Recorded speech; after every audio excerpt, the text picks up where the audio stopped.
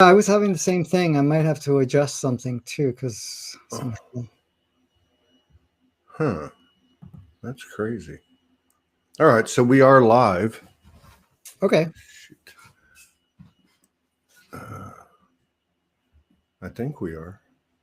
It says live at the top, but I don't know if we're Yeah, but I don't live. see anybody coming in. Okay, here comes one. We had some problems last night, but these aren't problems. Just another opportunity to clear. Another opportunity to clear, opportunity to get neutrality, another opportunity to play. I mean, there's lots of beautiful things that come with it. So Yeah, pretty cool. It is cool. All right. It's made for some interesting conversations. What's that?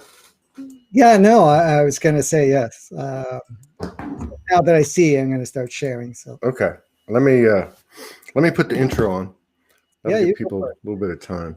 Hang on, let's see. Boom.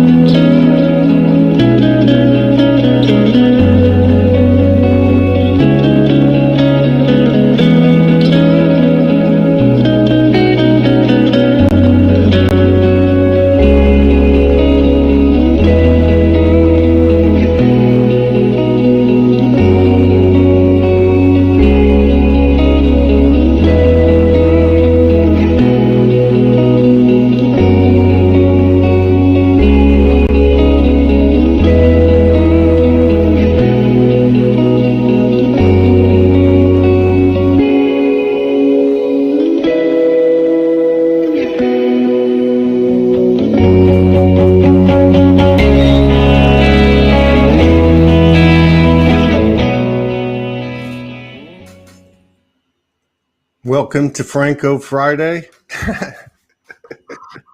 Franco's in the house.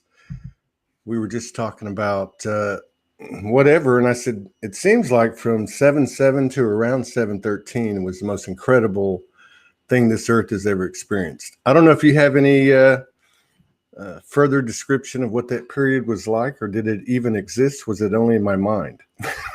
No, I think you were having some colorful experiences in what do you call it? Accentuated, drugged-induced experience. Or Yeah. but I'm actually being funny. That's all. No, I'll tell you one thing. There's been several times that I felt like I was on a hallucinogen, and there's been a lot of anomalies and glitches. Yeah. But God, what was that? What was that? I Well, mean, the thing is, every so often we get really hit hard with some pretty powerful energies, and it's just because we're already on a collective scale. Some of it has been to negate some of the real purging that's going on in negativity from a collective perspective. So it's kind of been preparing us to be able to be much more immune of sort and to be able to navigate more clearly.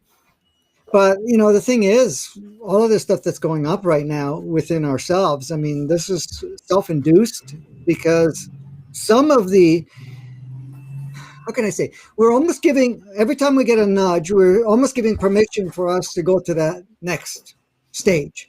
And that's what we've been doing, is going into that next stage of our experience and next level of ourselves. Because what we're doing is bringing more of our true self, our true beingness. And this beingness I'm talking about is a beingness of being what we can call human, with all your multidimensionalities in it, because the human itself is multidimensional.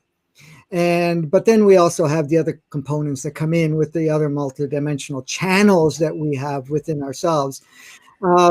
And many of us have taken on the agreement, and this might be old news again, agreement to really hold a certain space and to hold a certain frequency, but also be an active role player where you're in bringing forth this new human, this new what we call kind of superhuman state, and we can't have the old version of ourselves going in. But that kind of death process, and I don't like the word, but the fading away of that process can create, sometimes emotional charges. Other times it can be, the what do you call it? The ego mind going a little what we can call ballistics and so forth of that nature. So each time we have something coming in, it aids us in one way or another. So that 7-day window pretty well was very focused for a group of people all over the world that were ready for that next level. Doesn't mean no one's, only certain people got affected. Certain people became very noticeable what they were experiencing versus others that may not have noticed it. But I'll tell you one thing, during that period of time, many people were feeling some pretty intense stuff going on. I noticed a couple of things. One was that it seems like for some, I can't speak for all, but we're beginning to be aware of what's happening as it happens. Mm-hmm. And two, thoughts, words, and actions proceeding carefully, basically not at all, and hold space for yourself. Just hold space for yourself, because that in itself, I think, might bring some balance to the collective as well. Well, the thing is, too, exactly. I mean, a lot of the work we're doing not only for ourselves, because, yes, we're getting more of a clear conduit, we're letting stuff, move through us and everything else. But, like yourself, I mean, when I look at your imprint, I mean, you're kind of, let's get this thing rolling. Yeah. And what is it going to take? And I'll take on anything because I'm tough, I'm strong, right? And, so Todd is that, Todd says, hey, I'll take it on, whatever it is. I always play by the seat of my pants anyway. So somewhere like that will be pretty fun, let's go for it. So, oh God, I just snorted. This is the best reading I've ever had. Well, this right from the very core of yourself. That this is the game, and this is the thing that you've chosen. But I admire yourself and many people all over the world. Actually, I admire all of humanity to be here at this point in time. And no matter what role you're taking, even if you want to, actually, because there's a lot of people going from being an active role player to becoming an extra or whatever it is, as long as it plays a particular role in whatever channels that they're in and so forth. So, I mean, a lot of brave souls are just saying, okay, we'll do whatever it takes. And I'm easy to get out and I can let someone else come in, another multidimensional soul, or I just go into that state for a while and then later on decide what to do from there. So this, you just said a whole bunch of stuff in Franco talk, which is like, that's like 6 paragraphs. You just said in like 4 sentences. So you said something to the effect of, it doesn't matter if someone goes from an active player to what is it? An extra? Yes. An extra. Okay. And then you said, or if they decide they want to step out for a minute and let somebody else step in, kind of thing. One of the things that's really become amplified, and I think it could be explained a couple of ways. One, we had an open mic a few days ago, and our friend from Denmark, Anne, she's been on a couple of open mics, not meek, but very reserved, but felt comfortable enough to come out. She's come out 2 or 3 times. And she's one of those that's been connected, since day one. And so she said, my whole life, I've always had these externalities, these externals, they're there every day. And then over the last few weeks, it's like they're gone. And I'm just being told, be human, be human, be human. And so when you're talking about, as a reference point, this space that we share individually and collectively, where the human is the present, seems to be the point energy, or the one that's being emphasized. When you're talking about becoming an extra or having something else drop in, that pretty much makes sense to me over what she said and what's happened over the last few days, which is the human consciousness is kind of a standalone and has these connections and these abilities that kind of obviously influence the human aspect's experience. I mean, does the human aspect stand alone? Is it a soul alone? I mean, how does this work? I'm not quite understanding what was meant by that, because I don't see it as a standalone. And unless we're talking about, the multidimensional, and the focal point is basically on the human experience, because what we're doing right now is we're letting go of what people relate it to as the human experience. Everybody knows the human, but they really don't know the human. Right. They know a artificial designed human that used minuscule amount of its humanness in the experience. So what we're doing is letting go of the definition, what the human meant, because the human in a lot of cases is referred to as weak, as violent, as, self-serving, that the human has all these natures, but that the human is very limited in the sense of its capabilities. But that is not what human is. When you really look at what the true human is, it is many different blended species representing itself, but we haven't been doing that for a very long time, some 10,000 years.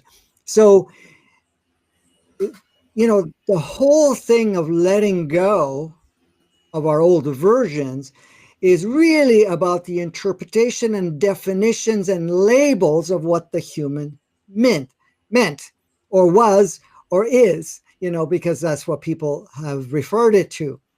So do we need to have extraterrestrial beings to come and, fix things for us or anything of that nature? Not at all, because in most cases, in our true form, and I'm going to say this, in our true form, not that there's one better than the other, but we have the collection of the highest state of 12 different species of brother-sister souls, and all of their experiences combined in one physical form, which we call the human, even though the human hasn't been used as much.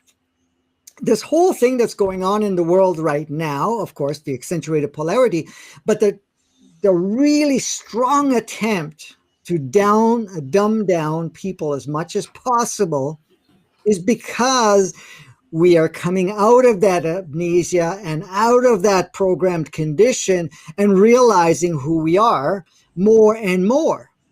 And when we come to that realization, we realize that no one has any input at all. Because the thing is, it doesn't matter what is projected, suggested, or even if they're trying to lure you in to go down a certain path, they have zero influence in changing anything unless you accept the change or whatever the narrative may be and start playing it. But again, that's all temporary because you can play it for a period of time. Now, to unpack what I was saying earlier is that part of all of this that's going on is there are many souls that says, listen, I am stuck here in the sense of whatever the physicality has been representing because of these programs. And I think an influx of different energy, different consciousness, like a different multidimensional frequency signature coming in right now may be just enough to stir things up or even create an opening within the lineage that individual is involved. So that particular soul that is the original signature soul will choose either to leave permanently or choose to leave temporarily and let another multidimensional soul with a little higher frequency come in. Now, sometimes a lower frequency will come in only because it needs to play that particular role in that family dynamics temporarily and other connections. But in most cases, so that individual would do what it needs. Now, there's other souls that basically say, hey, I'm not interested anymore, and then a permanent drop-in will come in. Others will say, oh, no, I don't want to play any role at this point in time. And the body is in a situation where there's so much programming, so much dumbing down, even chemistry-wise, and it can't use it. Then it would say, I'm going to go into extra mode, meaning that it's going to be what we can call soulless physical thing that runs just on programs and from the collective, and not like that's an extra, right? That's basically an extra. So the thing is, and I've talked about, we can be in families where we have extras in our families, but at the same time, there's some other ones that are going into that route. Now, some are using the so-called V that everybody talks about, that can use that as part of it. So here, let me back up. Yeah, go ahead. So another way to put it would be, you talk about the active consciousness, which is a team of aspects, I guess, is a way to put it. So there's this part of this consciousness here that as Todd, that's always been here and has never left, has been what we might call in these circles shadowed and unconscious about things, as we all are to one degree or another. And through this period, and through all periods, it's always there. It never leaves, and it is changing. And so I guess my question is, another way to put it, is that other aspects of myself coming in and being embodied? Or is it, let's say the soul, whatever, let's just say my soul signature that came into this world feels like it's still here. Right. And let me just say it this other way. I had this thing about 4 nights ago. It's a conscious dimensional experience. I'm on the side of a fire, or around a fire. There's an image of me on the other side. Quick conversation. Who are you? I am everything outside of you, but also everything inside of you. And so it was, it was multidimensional soul. It was higher self. It was oversoul, quote unquote. And so what I'm trying to say is there's a consciousness that's dominant, or the majority of the consciousness, or the most present. Is that consciousness being added to? Is it being added to? Is it truly being our vessels being embodied by, from the higher self down, the oversoul down? I mean, is this what you're explaining, the mechanics of it? Is that what it looks like? Is it a possibility? Yeah, there's many things. Like for yourself, for example, your soul is always connected to you. Absolutely, has never left for any long period of time. But it does move out of the way often. But and this reflects to others too. I'm not just saying just exclusively yourself. We all have different experiences that go on around that.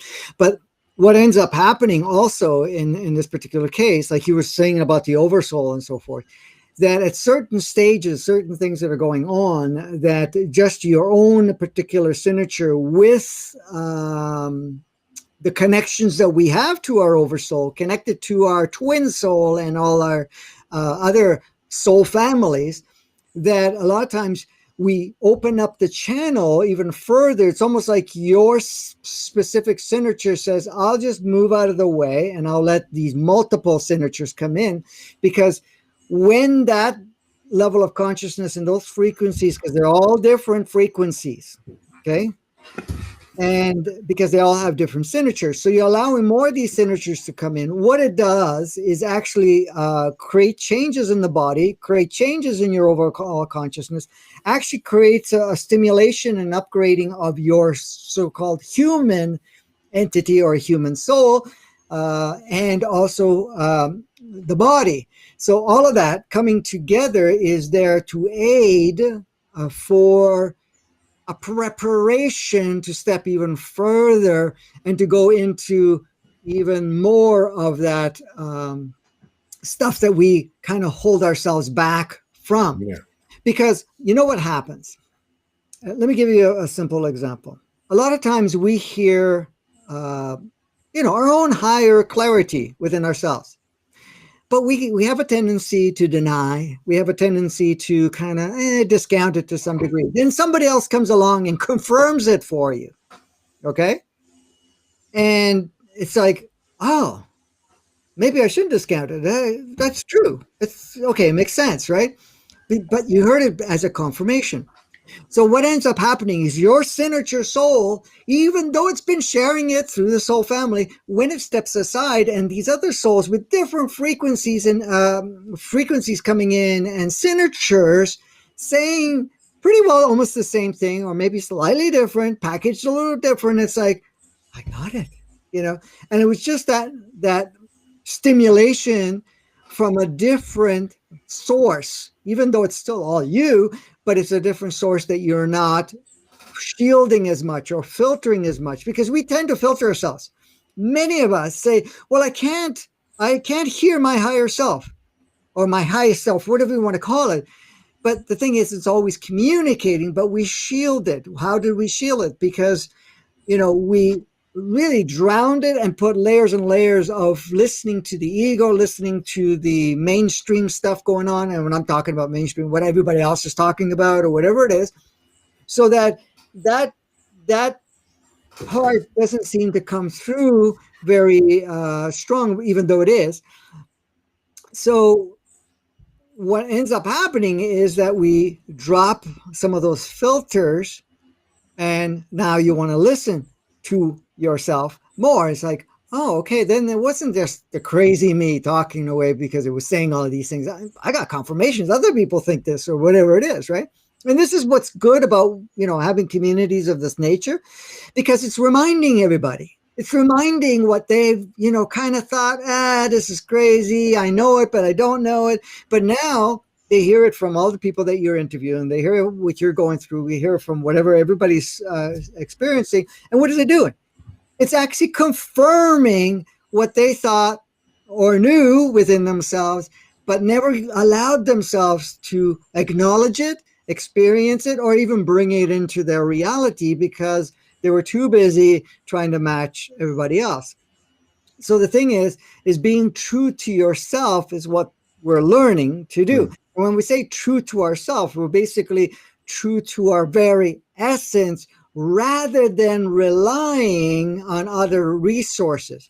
So what we're doing here today, and all you do every day, with many people, is allowing our people, or by triggering that it's activating within themselves, being true to themselves and going, I am not that crazy. And yeah, this makes sense. And yeah, I'm okay going into this experience because, it's really, how can I say it? I had the word. It is, okay, I'm just going to, it is who I am. And that's what some of this stuff is all about that we're doing is bringing that forward. And I was going to say is that we're actually bringing the more truer human, because the human itself is not just a vehicle or physicality with a bunch of programs and what it's been conditioned to do. It's more than that, and it's beyond anything that we even comprehended in the past and for our lives. So that's all of this stuff that's coming together is bringing that forward in a big, powerful way. So in a way, we're removing. It's there. It's always been there, but we're removing filters. That might be some of the human-esque type work we're doing. And then, as people say, you're making space. And then also the way you put it is making space is the signature soul could step aside and let the seeds that comprise it, the expanded consciousness that makes it up, have more direct access.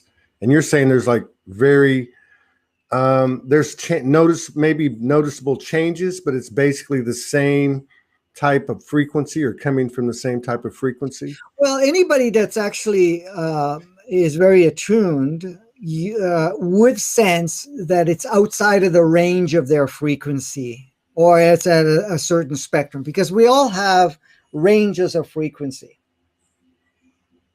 Vibration is what we emanate as creating our reality. Our vibration creates the reality. The frequency is our signature that is able to interpret reality and bring a certain level of consciousness. So depending on ourselves, we range in that.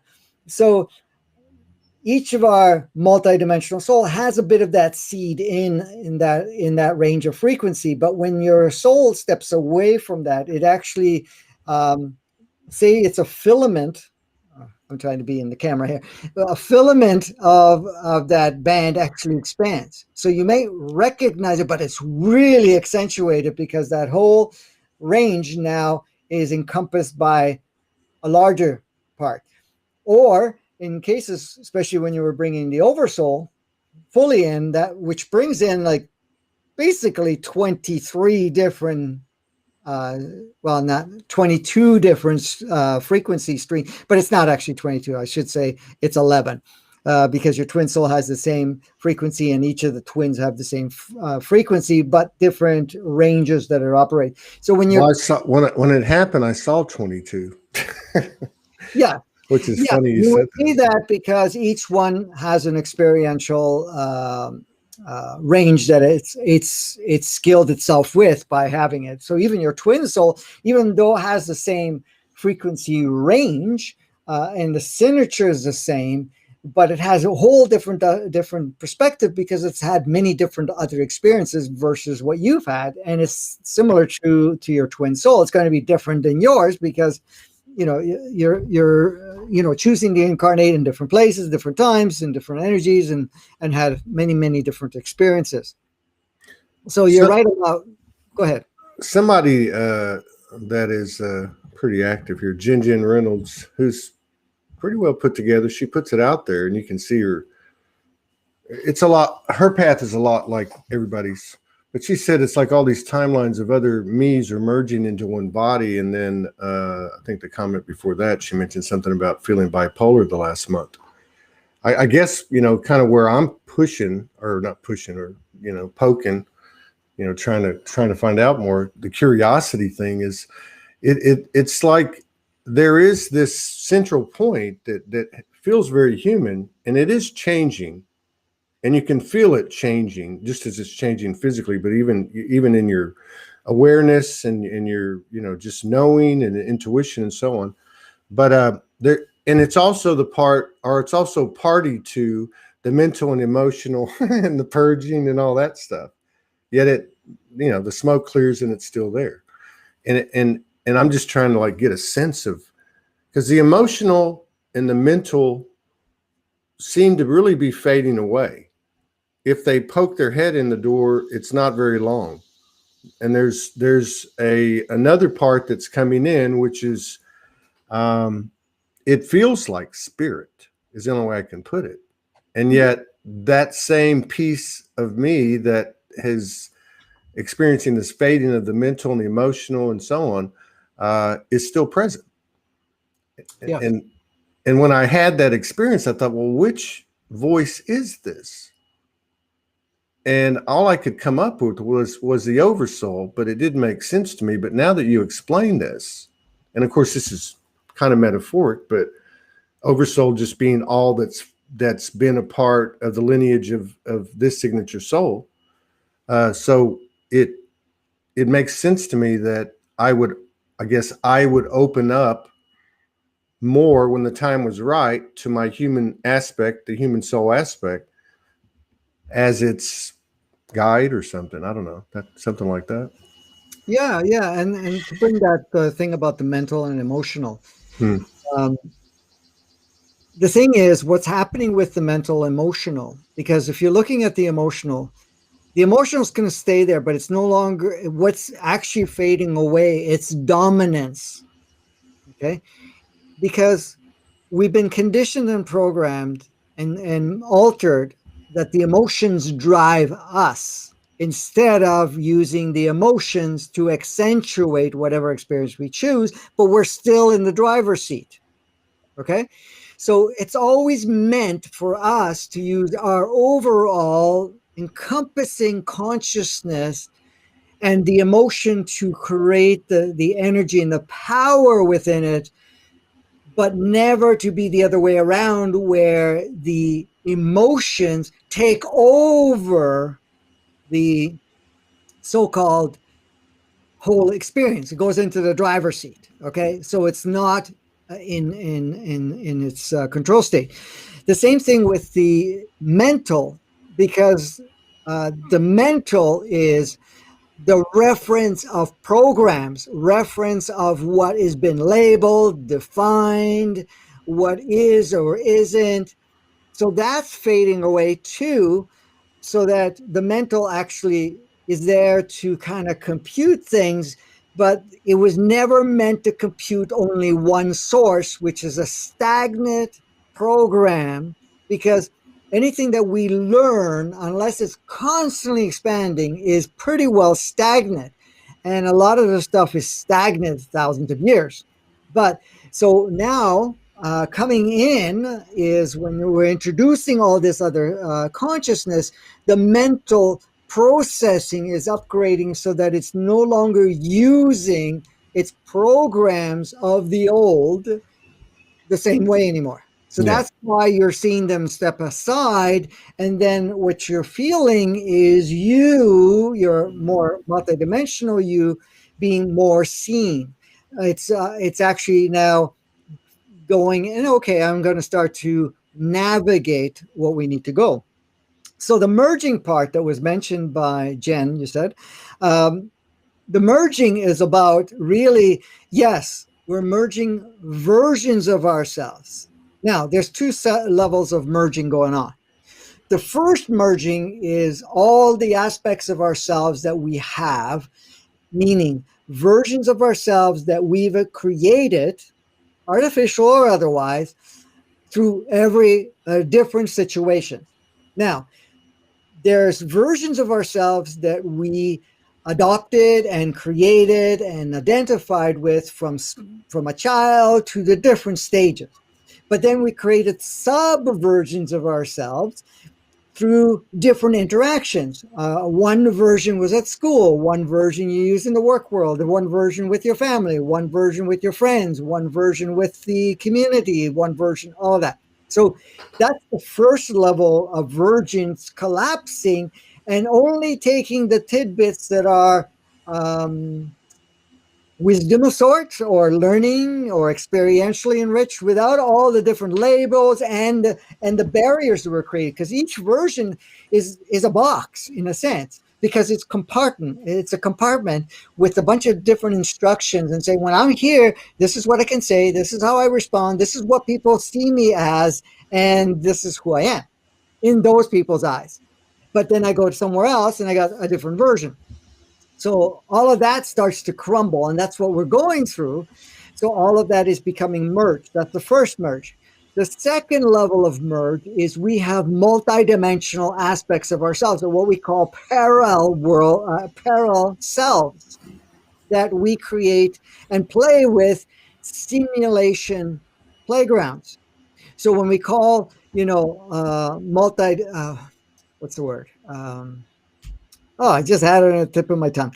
But when we're talking about parallel versions of ourselves in parallel worlds, these parallel worlds are basically simulation aspects of ourselves with different choice points and whatever else. So we would be, having all these multiple experiences, and then we would drop in. So what we're doing is merging that too, so that everything goes into one reality, but bringing all of that in is creating one reality which is completely flexible, because we've done that with the timelines already. So the timelines that were there before, that was the first thing we worked with, which was collapsing all the timelines from our own personal timeline, the timeline that we create with different, say, lineages and family dimension, the timelines that we had created through different areas in the world, and also the timelines, from a global perspective. The reason that is because timelines were fixed. Timelines were plugins of different multiple realities that we kind of collectively, or in, say, personal, you've created these timelines saying, if I'm in this range of frequency, then I will play out these certain individuals come in, these particular wake up calls will come in, and whatever else. And so we created many of these streams with different choice points, different paths of sorts.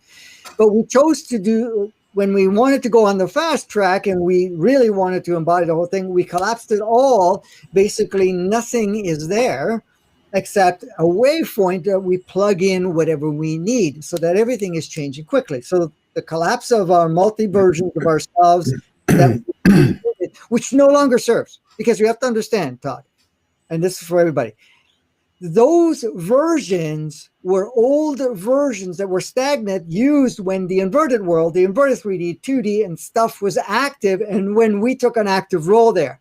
That does not plug in here. It does not work here any longer, and it's not for us to entertain, especially if you've chosen to be an active role player. It's not going to work. So that's why you collapse those versions.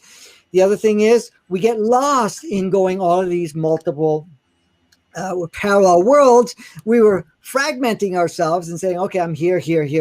So what we're doing now, are they all collapsed? No, we're collapsing them. So you're going in and say, okay, is this even useful? I'll grab whatever I need, plug it into here, and collapse that, and then next.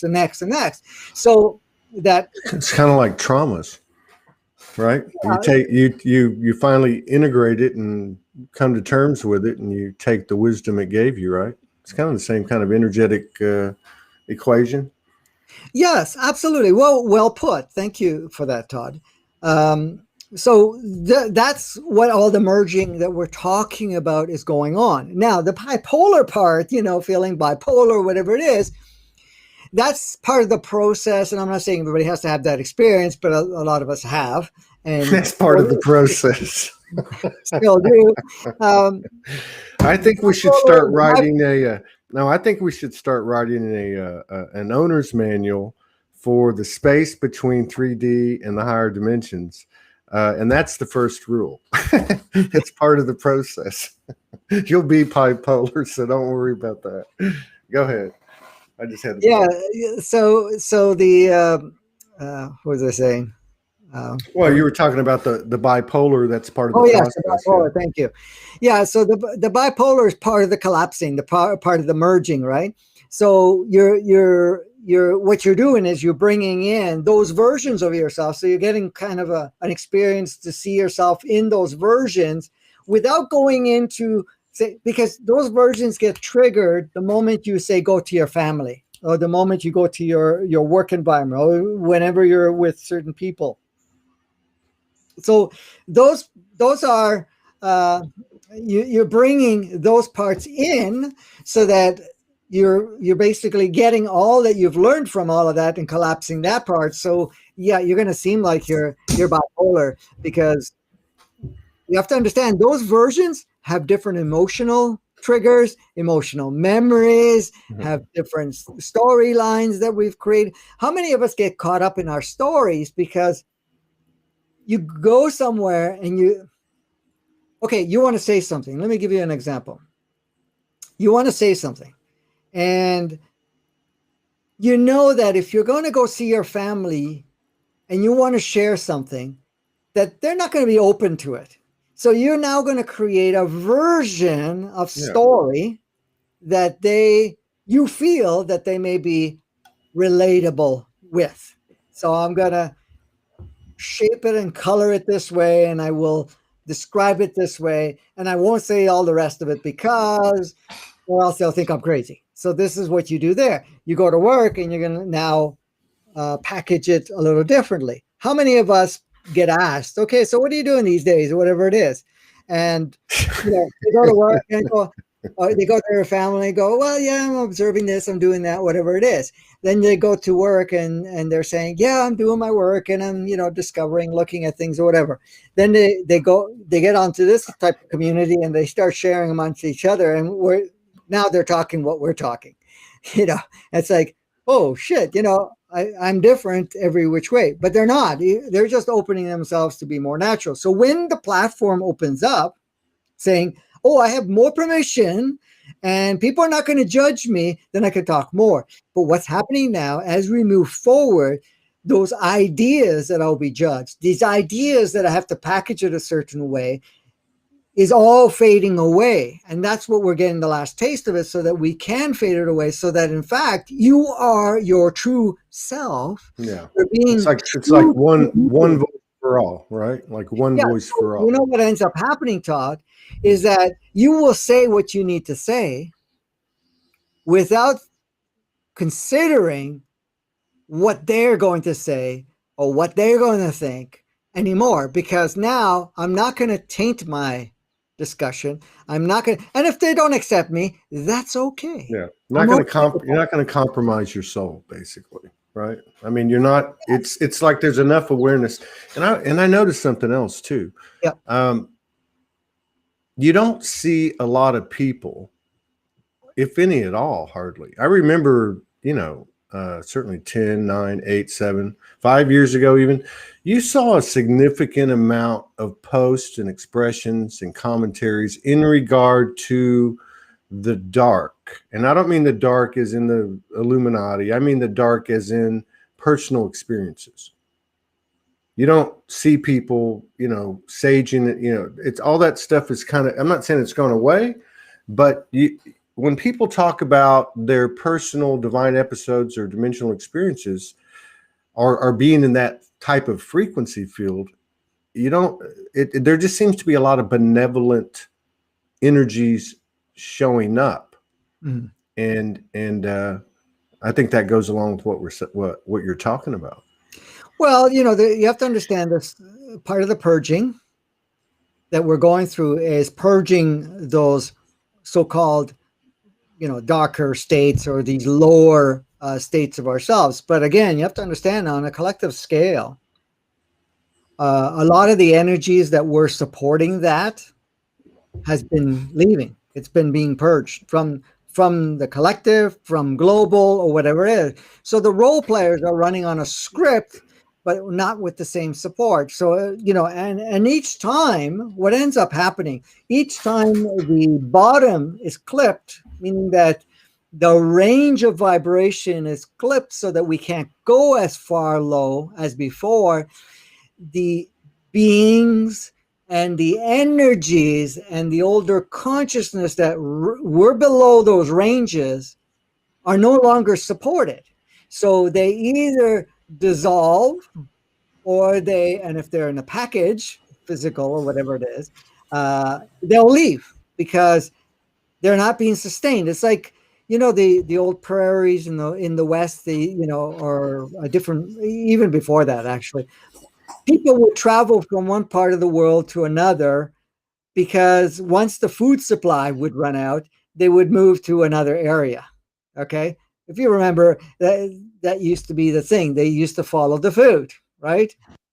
So, and that's the same thing. It's like, oh, I don't have the energy. Now, that's if they choose to still stay in that low range, then they'll say, okay, I'm not getting sustained here. I'm leaving. Especially when the food is a higher vibration, and that higher vibration will not support you. Like, for example, let me throw something at you.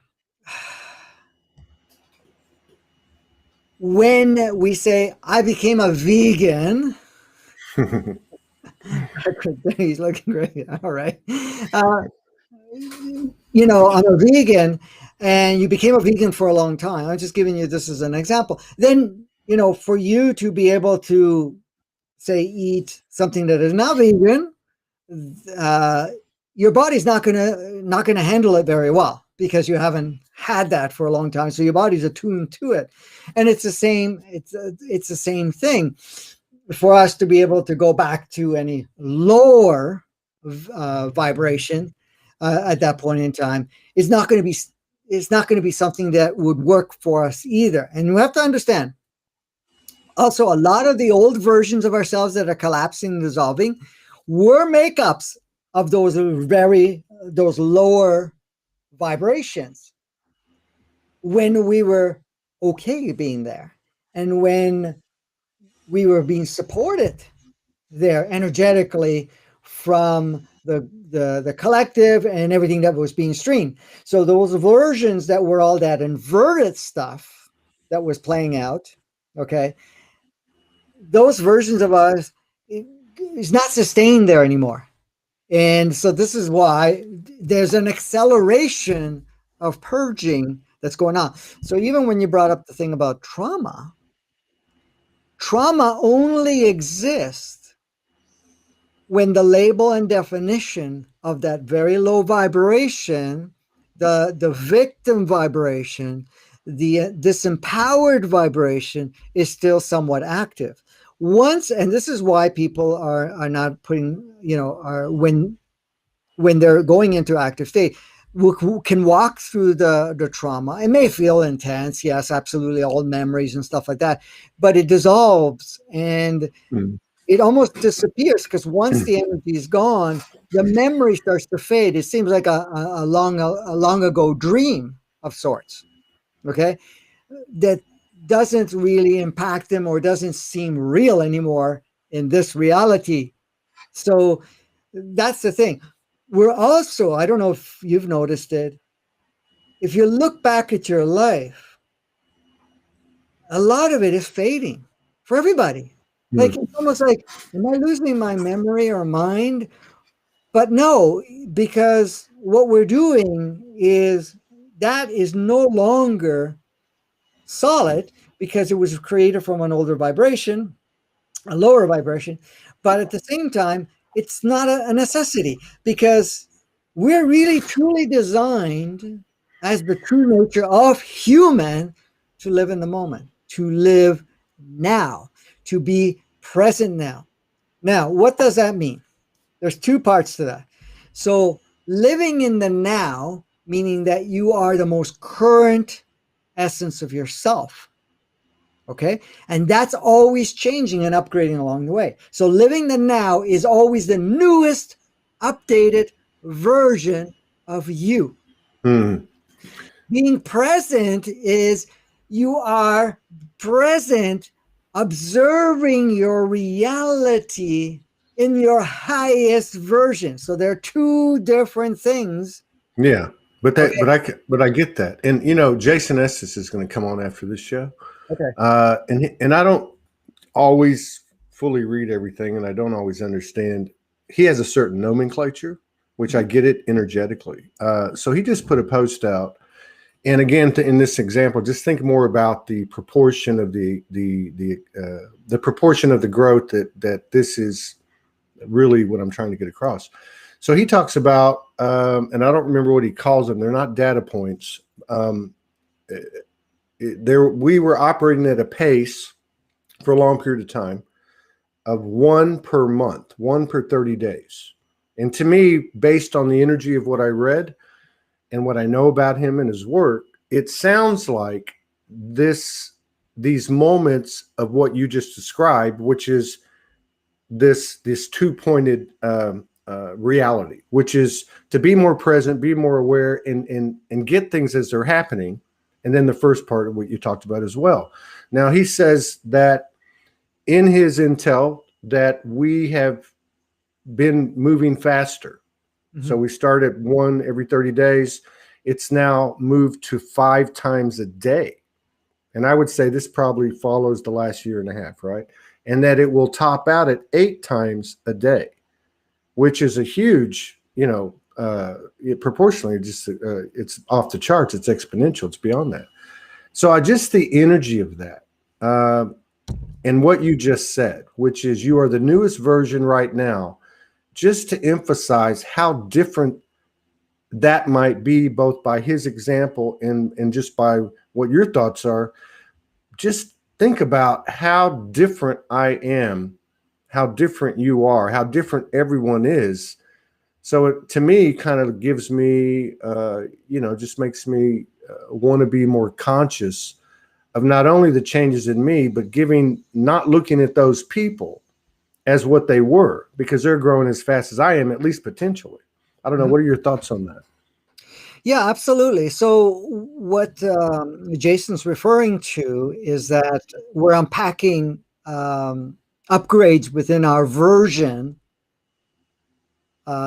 5 times a day, where we were introducing another version of ourselves one every 30 days, as he was saying, and topping up at eight versions of, or going to an upgraded version every 8 times a day, for example, right? So, Okay, yeah. okay, so that's Here's a little further explanation, but Go ahead. But we're right on the money. Gillian went, and so he calls them votes, but she understands this to be choice points as to what we are experiencing as reality. So that's really the same thing you're saying, which is a choice point to essentially elevate or create a higher version, more aligned version of yourself, right? Yeah. So what is referred to the choice points or the voting, for example, because each one of us are introducing new versions of ourselves, because that's what's happening. It's the new version is really a little bit of an upgrade of our current version, and then the older version is actually purging out. The reason we're having so many voting from the active, because it's really the active souls and bodies, is because each time a new offering or another potentiality is allowed, because we are now already another level of newer version. So now, of course, we're going to see it slightly different, and we want to now collectively vote again to what we're going to plug in as a collective into our collective timeline. Okay. Of course, you are also at the same time doing your own. So you're not voting at that point. When it comes to personal, you're not voting. You're choosing. You're choosing and shaping and plugging in any part of it, because each version upgrade, it's like I am version 14.5, and then 3 hours later, 0.6. So it's still 14.6, and then so forth. So because of these new versions, you're now making new choice points, because each version gives you a little bit more clarity, gives you a little bit more accessibility, so that you now have more capability of shaping it more specifically for yourself. But then when it comes to the voting part, that is what we're doing collectively. So everybody that's well, I guess it's one and the same, because you got to kind of walk the talk. You know what I mean? Absolutely. I mean, like on a personal level, if you're voting for another elevation, certainly you're going to make that. I would think you would. So without giving away, because I know it's what it is, with what the trajectory of the collective experience is, by the votes that we take and make. It would seem to me that we're on a trajectory of, again, kind of that paradoxical kind of thing, like your 2 points about being present and the other thing, but that space and isolation. And I don't mean that so much from a physical standpoint, but certainly an energetic standpoint. But there seems to be, I'm seeing it happen with a lot of people, that just feels like almost like a premonition of what the field will be as it takes on more of a dimensional, what we might call dimensional quality or dimensional state. Do you see the trajectory of what you can see as being one that kind of promotes isolation? And I might be talking about quarantines and that type of energetic stuff that we went through last year. But do you see that happening? Is that something that's inevitable? Well, the thing is, the reason people are more gravitating to what we call isolation or even disconnecting from whatever's going on temporarily is to reduce the amount of distraction and unnecessary input of the old world, because all around us is still very reflective of that inverted world. Okay. So if you can you can unplug yourself away from that, especially from input and other people for a period of time, you get now to solidify more of that essence of yourself coming forward. So this is why a lot of people like to have some alone time or to go out in nature, because first of all, nature is still very supportive and very reflective of that higher aspect of yourself, right? When you're in the media, and when I say media, exposed to all the social media, television, radio, whatever else, but also other people that are still reflecting that old world, and then wherever you're going, there's many, many points of distraction.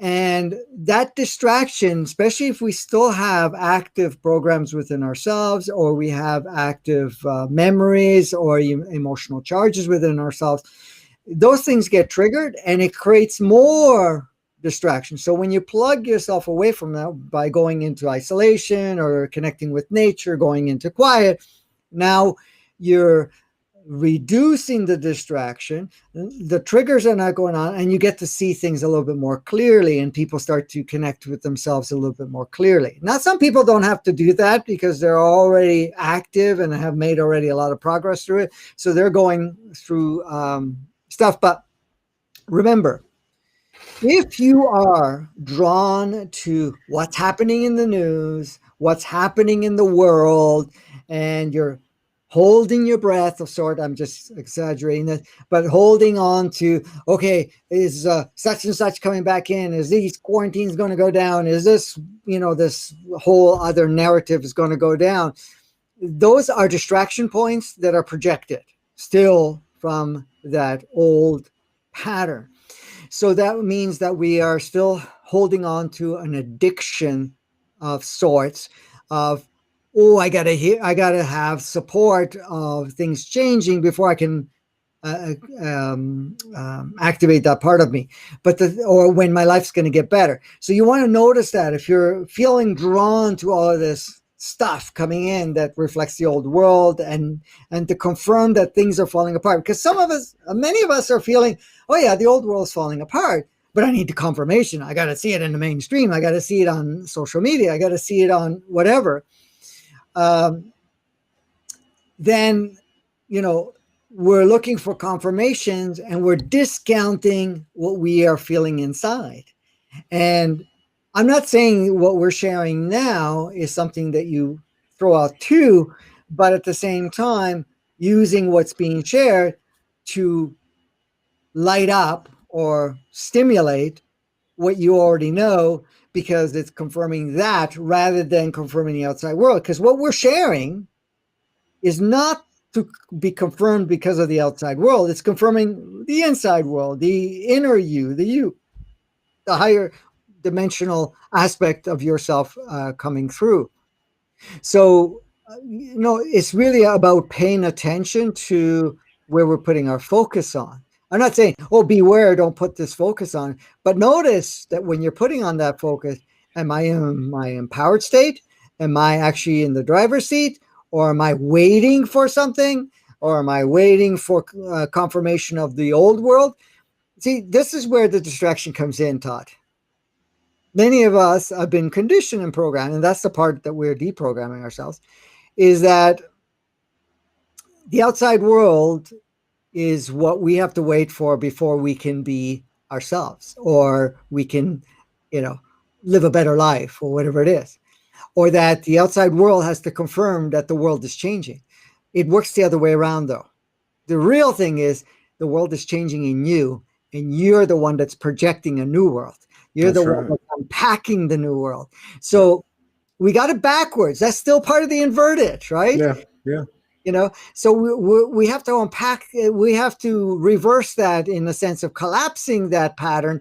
And now is And this is why I say, well, we have to connect with our higher, our imagination, our creativity, and so forth, because now we're going to project this new world because we're unpacking the new world. All of us That's are. right. It's All of like either you become it or it becomes you.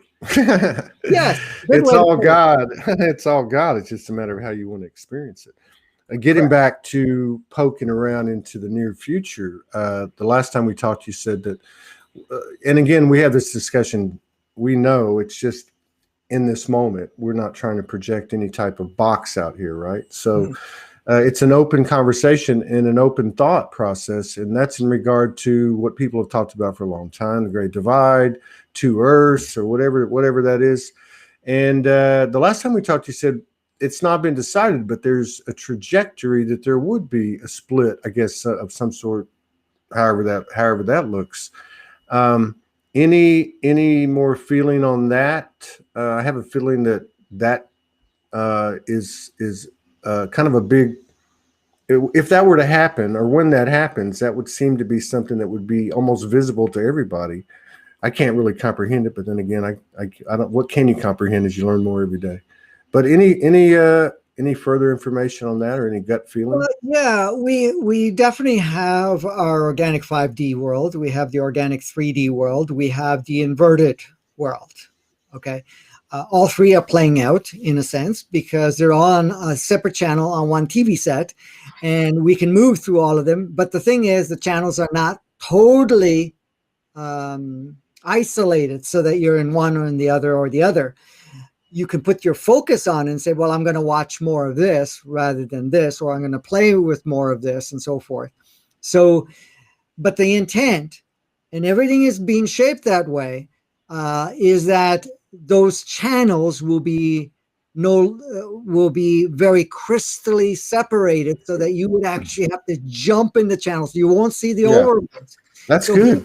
That's so good. basically, the inverted 3D world and 2D world of that inverted world is fully intended at this point. Now, it could come sooner because we are speeding up more and more. But at the cutoff is by the end of 2022, we will no longer have access to that inverted 3D, 2D, Mm, 1D world that mm, we used to play with and that inverted projection of sorts. So that's gone.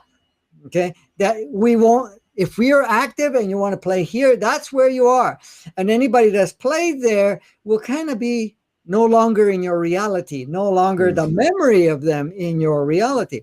The organic, the inverted 3D and the organic 3D and organic 5D will also be kind of separated. You can kind of see bits and pieces of it, but it won't be totally isolated. But eventually, what ends up happening is that all of it will merge, and that will happen by 2035. yeah, That's remember the that. cutoff. That doesn't mean that it's permanent. I mean, it's you have to wait till then. Yeah. If you know, you can move, but that at that point, all of it has to be done. So those worlds will no longer exist. So that the only thing that is pure organic 5D with the introduction, with the access of 6 and 7, 8 and 9 of sorts as consciousness, but experience it. So the density will be fourth and above in what we call density of how we create reality. So the lower the density, less flexibility of malleability of form, of using consciousness to shape your reality because it has more rigidity. So we're already in fourth density. We haven't been using it fully in that regards because we've been still projecting a lot of the older third density type of thing. So those are the parts that are going forth. So when we're looking at that, there is a lot of things in the works that we're kind of tests running. And when I say we, there's many of us involved, meaning people like yourself and others that are online, that we may not be super conscious of it, but in a sense are from a super conscious level have been, test running a lot of things in regards to how we um, how we progressed forward and what because right now there's parts of us that feel that there's still an importance of certain things to take certain steps. Okay. But we've had that for a while, and we dropped a lot of steps because we outgrew the steps. So it's like going up the stairs and saying, well, each step is a little step. But then we're noticing, well, I'm going to take double and triple steps. But then why are we putting all these little steps? That's make them all bigger steps, right? And this is the thing. So as we're experiencing, we take larger leaps. So like even with Jason was bringing in data points is really basically accessing different levels of information and consciousness from, say, a galactic perspective, but also from our multidimensional selves and so forth. So it's really access points of information and access points of ranges of frequency. So there's more and more of that we're processing through us. And the processing actually creates changes in our mind construct, our overall consciousness, also the physicality, and also the information that we carry in the physicality, but also our relatability to what we call the planet itself. Because the planet emanates a very broad spectrum, but we only have been using a very small version of it. So this is why we're seeing.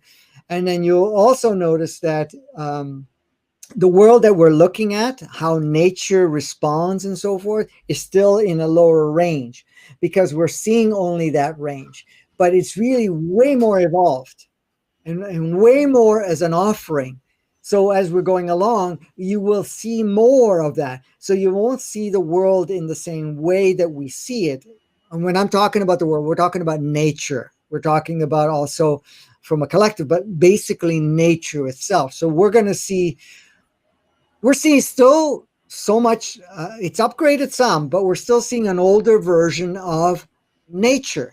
It's a projected version of nature. That means how the animal kingdom, the insect world, the plant life, everything relates with itself. We're seeing an older movie still, because still the collective is seeing that as the older movie.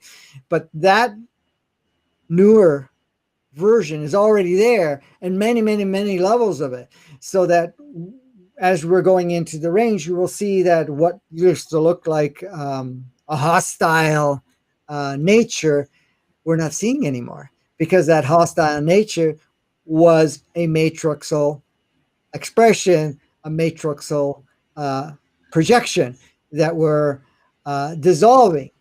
So the destruction and so forth, and the violence or whatever you may see through nature, through other interactions with others, starts to fade away, because that projection is losing its capacity. So you'll see that not only are we going to see a broader version and a higher vibrational version of Gaia, but you're going to see it through the solar system, the galaxy, and the universe too. Because we're the ones that are interpreting what we're seeing, and we've been interpreting programmed to see it a certain way. Yeah. Yeah. I'm with you on all this. This is good stuff. And so like there would have to be noticeable differences that are not even necessarily unique to 5D or 3D, but that are true in both. Oh yeah. As the inverted matrix frequency continues to fade and we're able to see more, even in an organic 3D realm, let's just forget about 5D, there would be wholesale changes in everything, to include our ability to see, let's say, beyond the visible light spectrum, or to see other energies, or the more expansive reality of, let's say, plants, animals, and anything else, right? Yes. So the information interactions that we have opens up too, so that we actually receive more of that. But like you said, the upgrade that we're going to be seeing on the planetary level of sorts, like we would say Gaia and all the nature and so forth, that exists still in organic 3D and 5D. What the difference between the two is a level of consciousness and the focal point. So being one, Organic 3D is a little bit more physical related, but also bringing the multidimensional at the same time, where the 5D is more multidimensional with a little less focus on the physical, so that there's a little bit more flexible and less rigidity in the physical in the organic 5D versus the organic 3D. But the interaction with Gaia will be a little bit different expression, but the channels are still upgrading where none of that polarity, violence, and even things like, because I mean, truly, correct me if I'm wrong, but in an organic 3D, there's a lot of things that there's a lot of words that don't even exist. Correct. Like, I mean, I'm going to say like forgiveness. Even, I mean, I think 3D, we get so caught up in 3D and 5D as being two separate things, and obviously there's a difference. But in organic 3D, we've never experienced. And the reason this came up was a few days ago, I had this beautiful sister in the community, Geraldine Grace, on. She's an attorney from Australia, and she's tapped into a network of 11 other women, and they're consciously approaching the legal system. So when we started talking about this, and she's very lit, she said, I don't want to go to 5D. And she actually brought you up. She said, Franco talks about, the organic 3D and the organic 5D. She goes, I actually want to go into the organic 3D. And basically what she was saying was get physical and be part of an experience that was initiating in the physical sense, or from the physical plane, the more physical plane that's the 3D as opposed to 5D, to be in that experience of transformation in regard to what her passion and her purpose is, at least in part, in terms of being in the legal system and bringing change. And we also talked about what you and I talked about, which is how when we were in Sedona and we had those talks, and I got that download, in how the code, like in your experience, in your personal experience, you're developing a code that's very unique in real time through your efforts. Now it's part of your whole overall effort, just one aspect, but it's an aspect that could be tapped into because of the fact that you're here now. But she even talked about that. She said she understood that through the physical motions and the collaboration factor, that they would generate new universal code from that point, of transformation. So it was a very interesting thing, and I never thought about that. I thought, well, if there's only going to be 10, 12 years of organic 3D, why the hell would I want to jump into organic 5D? Like, there's got to be some value to that. And she's the first one that ever brought that up to me. I mean, that it made me realize it anyway. It's interesting. There's many people that prefer that because, the thing is, when people talk about, we're putting an end to 3D, they were always referring to, unknowingly, of course, that they were referring to the inverted 3D, the inverted 2D world, an inverted matrix, an inverted world, period. So just to give you the numbers, 550 million have committed to operate in organic 5D out of 7.7 billion. 2.4 billion have committed to do the organic 3D. Okay, hang on a second. Well, no, this is great.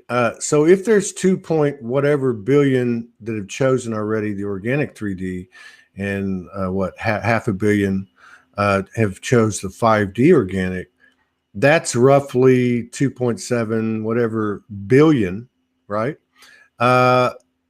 If there are active players that are whatever percentage, would you say that's pretty much the number of active players? Correct. That's what it is. Yeah. The rest of them are what you would consider, or we would consider, as extras, or, some other people have different names. I can't remember what they're called. But anyways, I've always called them as extras from years ago because I related it to the movie world. You have the main characters, and then you have the extras are always in the background. They're necessary, they're beneficial, whatever it is. So yes.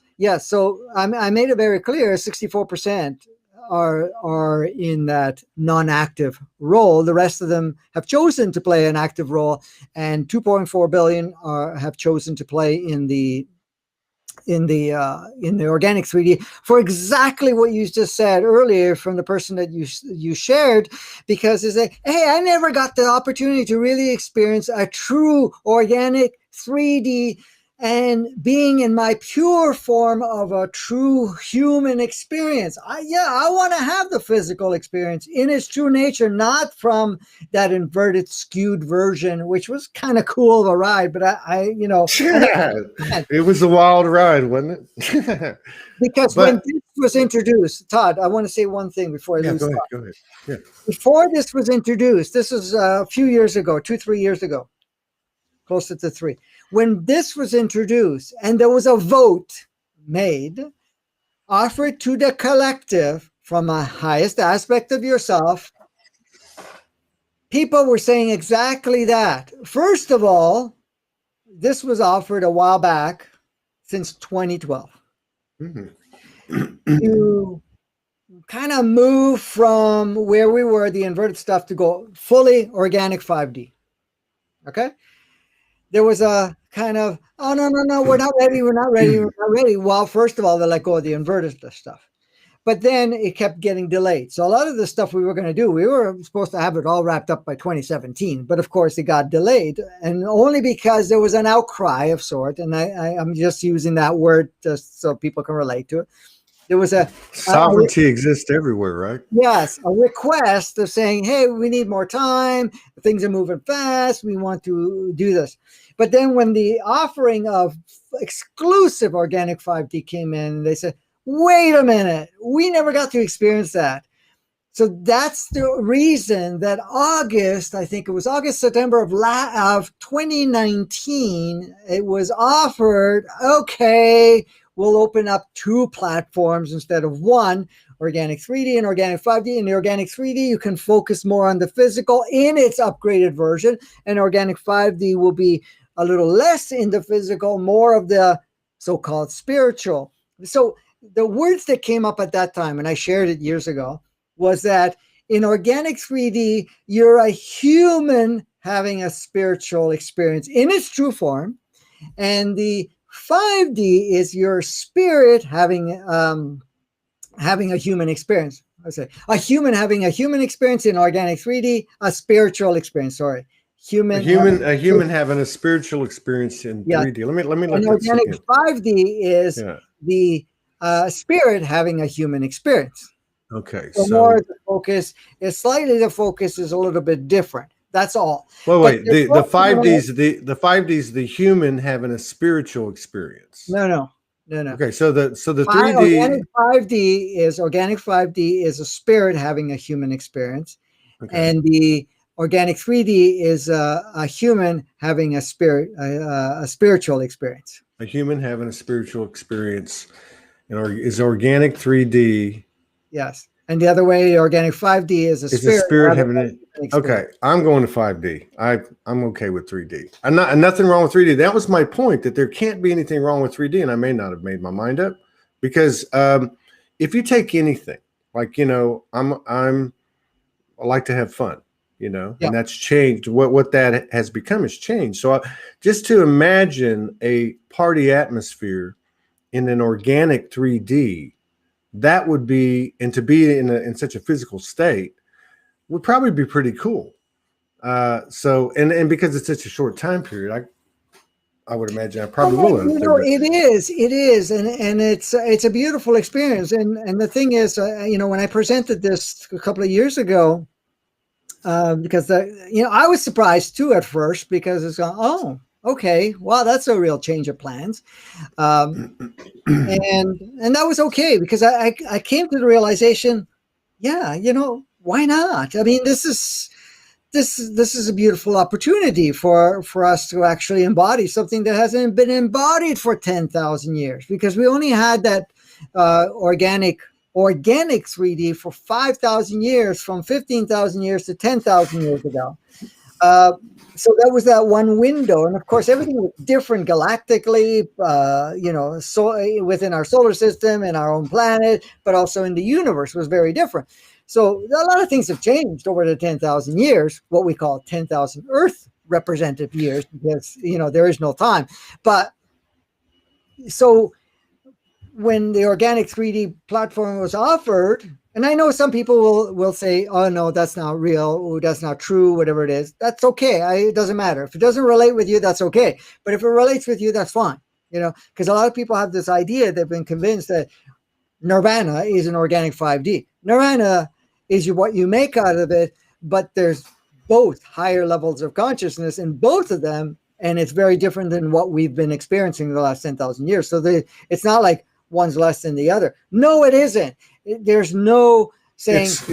It's not a, I like the way you explain that, because really what you're saying is you're pointing to a time period that we might call the deluge, pre-Atlantis. And so I think what I'm getting at here is that we made a choice to change the game. Right? I mean, there wasn't some nefarious force that came in beyond the way the story's told. Mm-hmm. So this was a anteing up this this experience on Earth, right? Yeah, exactly. So like you've said, like the Lemurian times, they were using a blend of organic 3D, organic 4D, and organic 5D blend.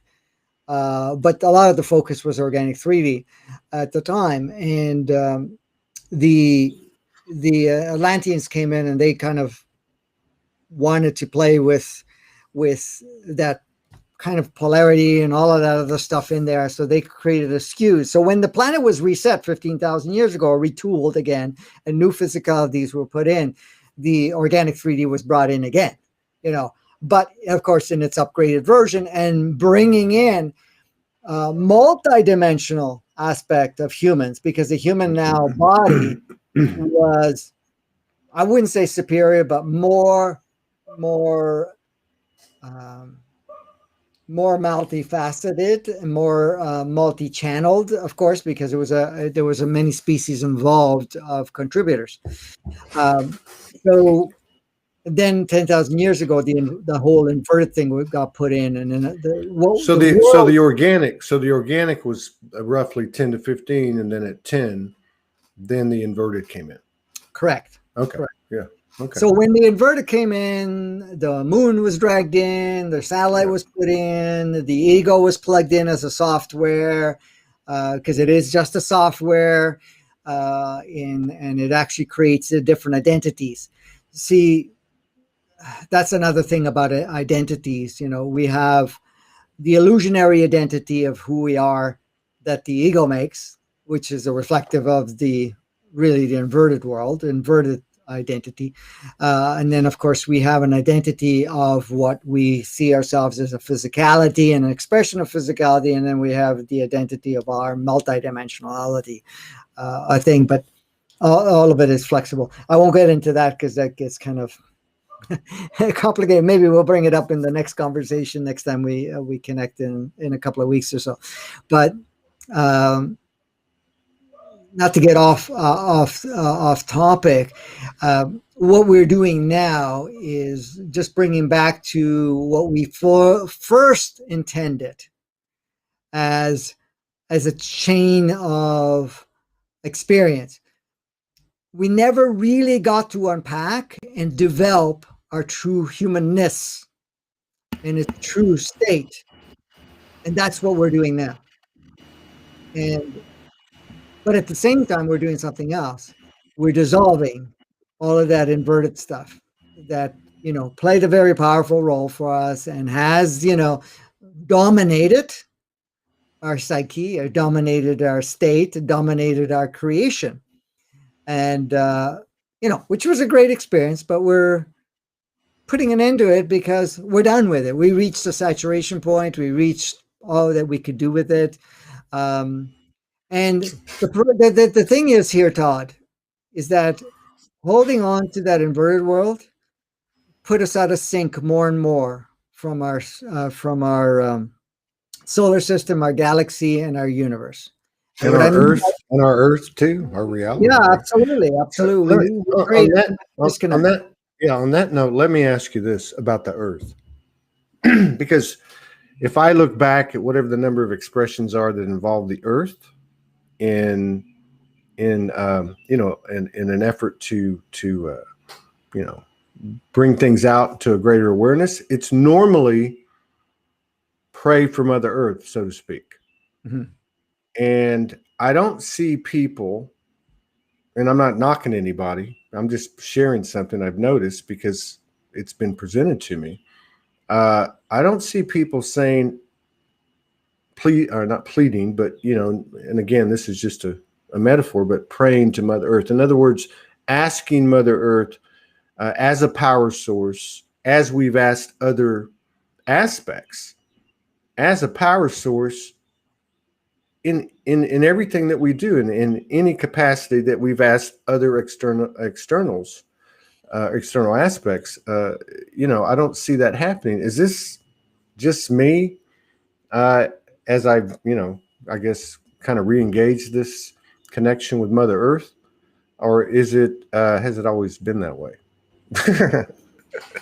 you When you know. say it's been that way, Well, I just mean, am I the only one that's been approaching it from the other direction, which yeah, is, yeah. oh, Well, we got to you're not save the the only Earth, we got to one. stay there. But if I'm looking at Mother Earth, even in the physicality, she's a larger entity than me.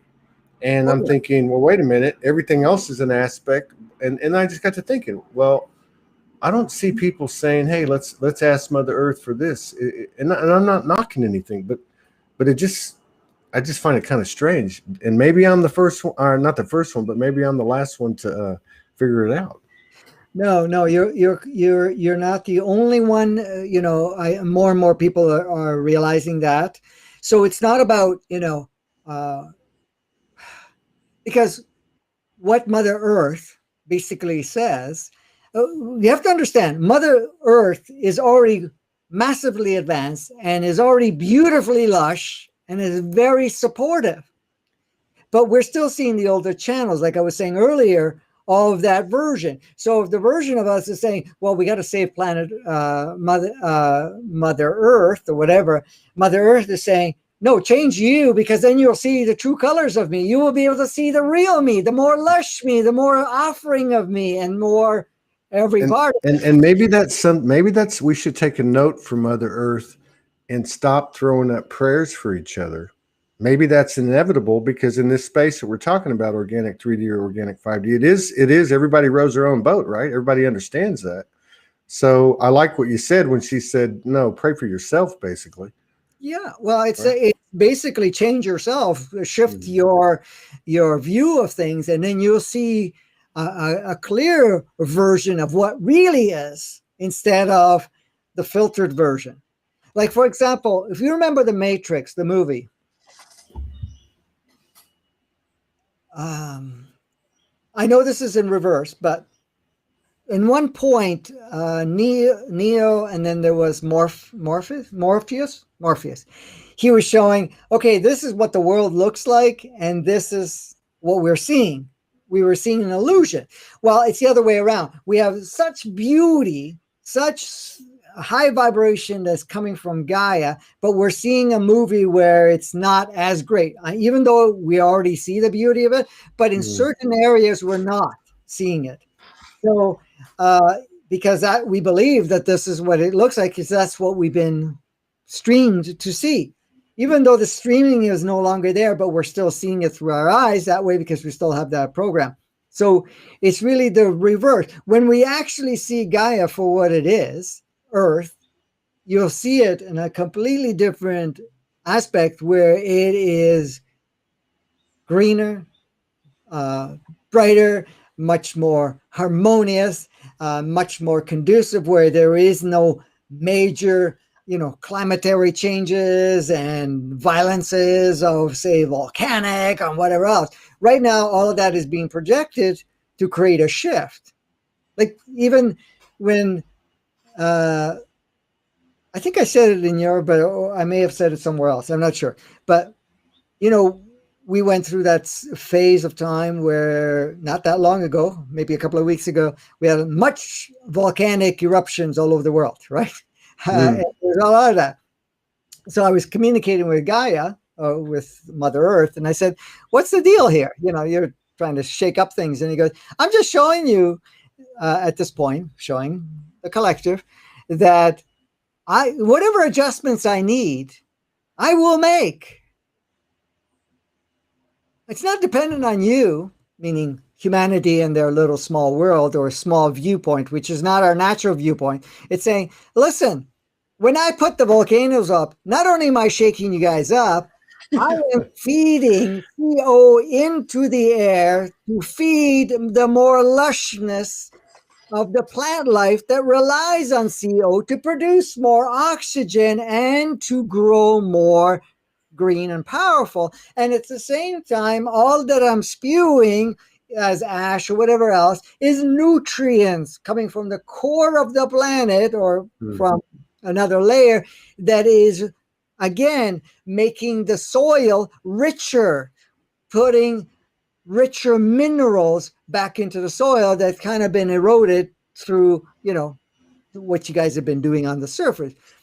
I don't depend on you. I will make adjustments, work on you so that you don't have to play that game any longer where you're still, playing that old version.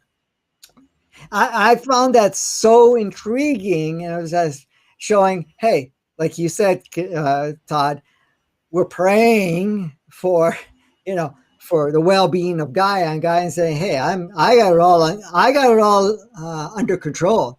It's you guys that are still a work in progress. I've got it all set, and I'm already have this new world waiting for you to embody, to experience, to step into. Yeah. And that's and if you think about that, if that's the way it works from the top down, so to speak, why would we be would we not be in a misalignment if we didn't emulate the same thing? So, I mean, I just see where this whole discussion about, let's just forget about anything beyond 3D, the difference between an organic and what we've had experienced that's fading the inverted is huge. We're talking about essentially, really, it's a totally other dimension where the universal laws apply. There's just let's say a soft polarity that I mean, you're talking about a playground where there isn't any disunity. There's no division. I mean, you know what I mean? I mean, an apple tastes like an apple, like we've never tasted before, right? I mean, and the other thing is, what I just described, which you brought up, what I just described about Mother Earth, Gaia, is us. Our physical is a completely different. So what we're experiencing are layers of programmed versions of experiences that are not natural. So part of the purging is also bringing up the beauty that's already us as humans. So every time we have a wave and we're shedding those veils, which are projected versions of ourselves. So when we're having, say, ailments or stuff going on physically, those are projected layers that we are dissolving. And then what's happening is like Gaia is saying, hey, I'm already lush, I'm already beautiful, whatever else. You're just not seeing it yet, and you're starting to see it more. It's the same thing with our body saying, hey, I'm already upgrading, and I'm constantly upgrading with every wave that comes in, every reactivation comes in, every layer, every DNA that's coming more online. But it's time to you to let go of those versions that you're seeing of me and overlaying it so they're only seeing a false version, or what's another? Not a false. A false version is one, say to two, but an older version or something like that. Our super intelligent sister says layers, variants of reality. There's the real virus variants, folks. They're already on us. Just peel them off. Yes. So here's another big one. And I speak to this because of what I've experienced, Morgan has experienced, and I've seen a lot of pretty powerful posts in regard to the energies of masculine and feminine, which obviously are significant in this experience. So my question would be, at a 3D organic, obviously it is a playground of a soft polarity, and I would think that the masculine and feminine incarnations would be significant, because the playground is a physical playground. But these differences between distorted and organic, and again, let's just forget about anything higher than 3D. We're talking about how, on one hand, we're talking about what that might even be like, but on the other hand, we're talking about what's not in it. So if the most core, well, I guess the most core thing would be body and or physical and non-physical, but the most core polarity in our external experience in this realm is not what it is, then everything else is totally blown away too. Right? I mean, so I can't even imagine what a day in an organic 3D would be like. Can you, and I'm talking about post, based on the trajectory, post December 2022. What would that look like? To me, I can't even fathom it, but I would have to believe, if I had to say one way or the other, it's got to be what I know to be as an out of body or dimensional experience, or a lucid dream type of atmosphere. That's the best I could do. And I have a feeling it's a whole lot more than that. But well, what are your thoughts? If you're talking organic 3D in a physical representation at this point in time, I mean, you're going to feel embodied. You're going to feel every part of you as an enhancement of an experience. Feeling alive, really feeling alive, feeling very... When I talk about connected, it's like every part of you is you within yourself. And because one thing I want to bring up that you brought up is the distortion is that there's a feminine and masculine, and it has to be separate. And I'm talking about the idea, what it represents, a masculine energy and a feminine energy. That was never the design. The design was that we were both balanced, masculine and feminine, but we came into a masculine body or a feminine body and had a masculine or feminine body representation, but our essence was both and not separate, so that you actually understood and were able to connect with each other without creating the barriers. Because if you look at it, the masculine and feminine have felt separated from each other, misunderstood from each other, and then feeling that you need each other to complete each other. And then when you do try to complete, it created another energy, which was even more confusing. Well, it's just a copy of everything. But and that's my point. So if you're talking about, and I'm only using this as a reference point, because it's such a prominent part of everybody's makeup. But you're talking about, if that base polarity, in other words, let's say one thing I could say, okay, I walk out my first day in organic 3D, my whole reality is different, because every person I meet, there is that understanding between us, what we truly are. So, I mean, I can't even, maybe the reason 2.2 whatever billion of us have chosen to go to organic 3D first for 10, 12, 50, whatever it is to get used to how this thing rolls. Yeah. Yeah. In fact, I would go as far to say is that little window would probably give us the most expansive.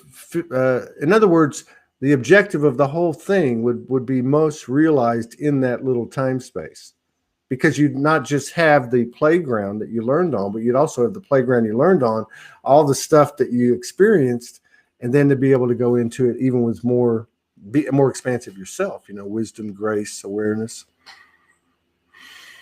This is powerful.